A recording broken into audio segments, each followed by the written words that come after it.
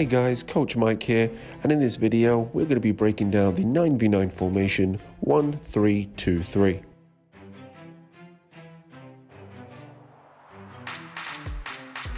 Before we get going with what a 1-3-2-3 looks like, we first need to understand what is a formation. A formation can also be described as a system of play. It describes how the players in a team generally position themselves on the field during a match.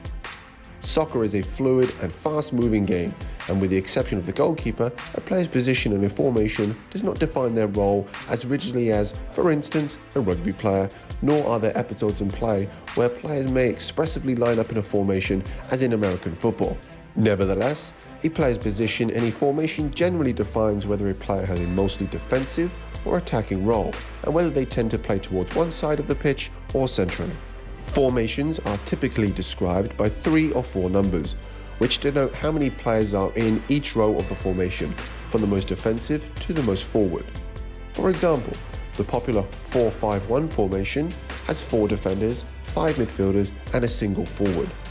Different formations can be used depending on whether a team wishes to play more attacking or defensive soccer, and a team may switch formations between or during games for tactical reasons. The choice of the formation is typically made by a team's manager or head coach.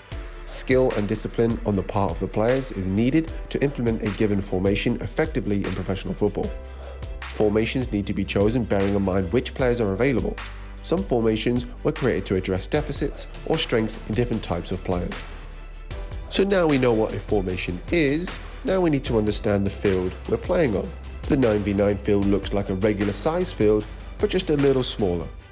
The dimensions are roughly 75 yards long and 50 yards wide, with the goals also smaller in size compared to an 11v11 field. There is no build-out line at 9v9, so players must learn how to play out of the pack with no restrictions on how close the opposing team can begin their press. The main areas of the field are the penalty area. This is where the goalkeeper can use their hands. Fouls in here also result in a penalty kick. The goal area. This is where the goalkeeper can restart play with a goal kick. The halfway line. Players must retreat behind this line when player is restarted after a goal. This also acts as the offside line. The centre circle. Players cannot be inside this area when the opposition is kicking off. As mentioned earlier, there is no build-out line, unlike 7v7 where you are given a certain portion of the field to restart play from a goal kick or goalkeeper restart. So now we've understood what a formation is and the field that we're playing on, let's take a look at what the formation looks like. The 1-3-2-3 formation consists of 1 goalkeeper, 3 defenders, 2 midfielders, and 3 forwards. In soccer, players playing in certain positions are assigned a number. This helps identify their position and their role within the team. The number 1 is the goalkeeper, number 2, right back, number 3, left back, number 4 is our centre back, number 6 is our holding central midfielder, number 8 is our centre midfielder, number 7 is our right forward, number 11 is our left forward, and number 9 is the centre forward. Generally speaking, we want our players to remain in their assigned roles, but as the game evolves, so does the positional responsibilities. For example, when we have the ball, when we're in our attacking shape, we want a large shape, lots of space between the players. Our number 2 and our number 3 provide width in the defensive half and support the wide forwards. Our number 7 and number 11 provide width in the attacking half of the field. And number 9 stays high to get a central outlet with a ball into feet or in behind the opposition's defensive line. In possession, the number 8 will have license to move further up the field, whilst the number 6 holds in a deeper role. Defensively, when we lose the ball and we are in a defensive shape, we want to make sure our shape is smaller and more compact. Notice the players are closer together, with the team working as a single unit to limit space. Our number 2 and number 3 pinch in. Our number 9 drops off and is not so high up the field.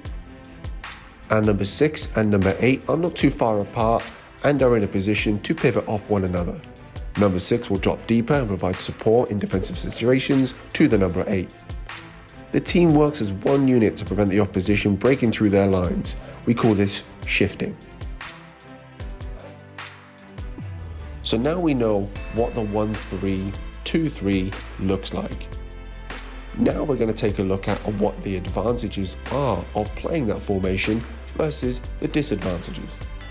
The advantages of playing the 1-3-2-3 are it is attack-minded and possession-orientated.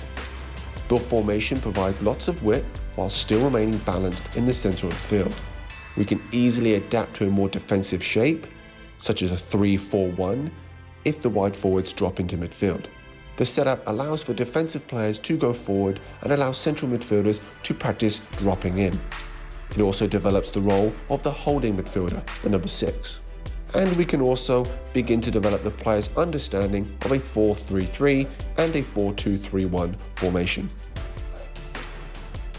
With every formation, there are also disadvantages. In this particular case, with a 1-3-2-3, our wingers can get drawn too wide and therefore isolate the forward. Central midfielders can get outnumbered if the forward players are not working hard to apply pressure to opposing teams. The formation also makes us vulnerable in wide areas. If the wide forwards don't track back or the central midfielders don't work laterally to cover the spaces in front of the fullbacks, we can be exposed. There is also the potential that our wide backs are often reluctant to join the attack and can be caught playing too defensive. There is also the potential that a central defender can be caught one-on-one or even outnumbered if both fullbacks push up at the same time. Overall, the 1-3-2-3 is a very solid and easy to understand formation. Perhaps the reason why this is the most common 9v9 formation out there is that it helps develop players' understanding of key roles within the game of soccer. Teams that like to possess the ball and are attack-minded and like to utilize their wide players will find this formation very useful. Thanks for watching. If you have any comments, feel free to leave them in the comment section below, and please don't forget to subscribe.